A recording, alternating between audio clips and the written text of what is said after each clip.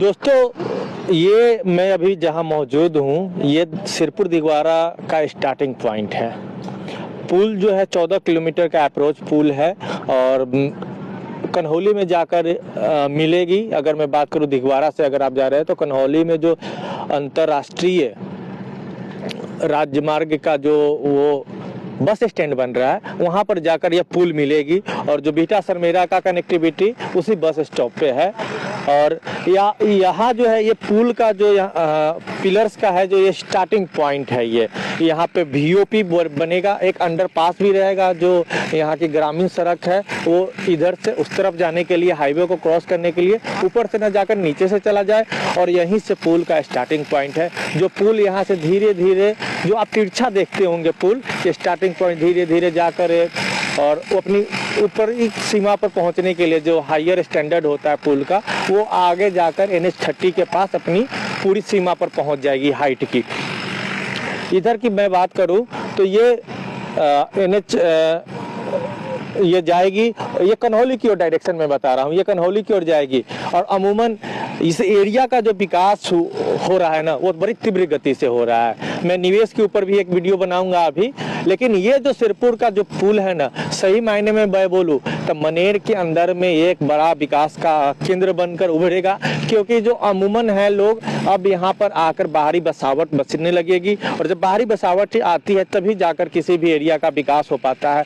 और आप देख सकते हैं, मैं उधर का भी आप लोग अगले वीडियो में देखेंगे कि जो NH30 पर क्या प्रोग्रेस हो रहा है इस पुल का, उसके बाद गंगा के अंदर में क्या प्रोग्रेस है। तो तमाम वीडियो देखने के लिए पार्ट बाई पार्ट में मैं डालते रहूंगा। तो ये पार्ट आपको कैसा लगा कमेंट बॉक्स में जरूर बताइए। दिगवारा 6 लेन का जो यह स्टार्टिंग पॉइंट है, अगर मैं बात करूँ तो ये मैं पिलर को दिखाना चाहूँगा।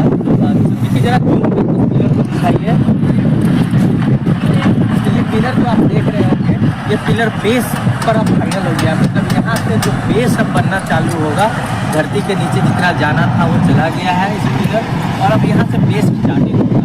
यानी मैं आपका हूँ तो धरातल पर अब ये प्रथम स्टेज को ये पार कर चुका है यह पुल का निर्माण, और पिलर्स अब बेस पे आने कर दिखने लगे हैं। तो मैं ये बोल सकता हूँ कि ये जो कंस्ट्रक्शन जो आप देख सकते हैं, ये अलाइनमेंट्स आपको दिख रहे होंगे, पिलरों की अलाइनमेंट आपको दिखते जा रहे होंगे। ये पिलर का अलाइनमेंट सब दिखने लगा है।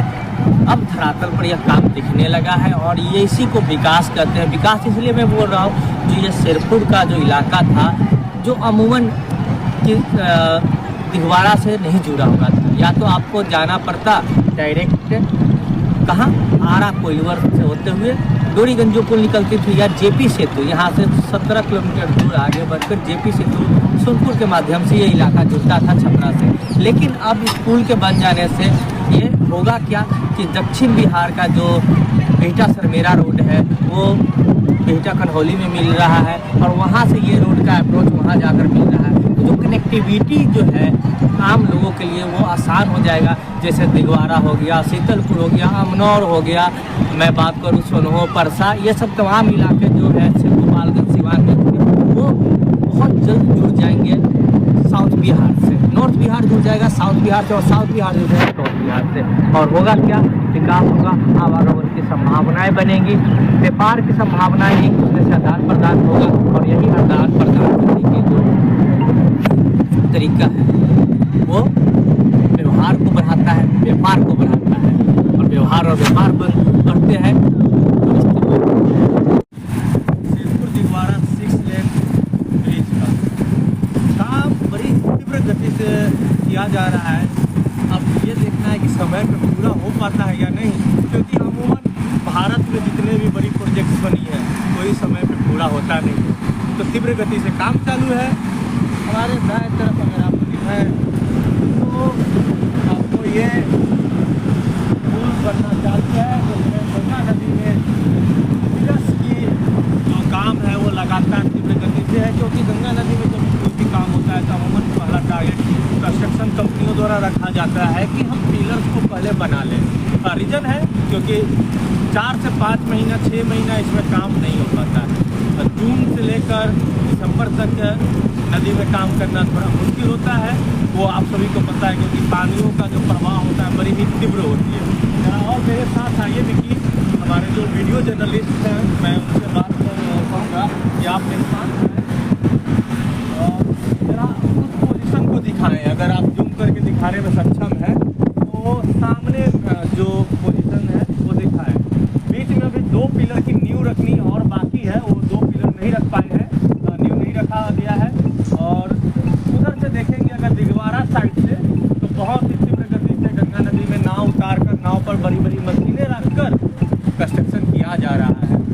अगर मैं बात करूँ इस तरफ से तो आप इसी जरा आए इधर, देखिए जरा इस तरफ आए और दिखाइए इस तरह किस प्रकार से कंस्ट्रक्शन काम करती है। जरा ये दिखाइए ये कंस्ट्रक्शन कंपनियाँ किस प्रकार से काम करती है, नाव पर किस प्रकार से ले जाते हैं पर करते हैं।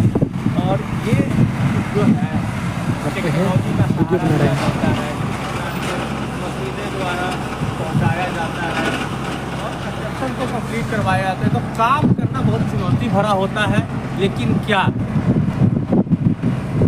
समय पर पूरा हो पाएगा या नहीं ये आपको कमेंट में जरूर रखिएगा, क्योंकि भारत के अधिकांशतः प्रोजेक्ट समय पर पूरे नहीं हो पाते हैं।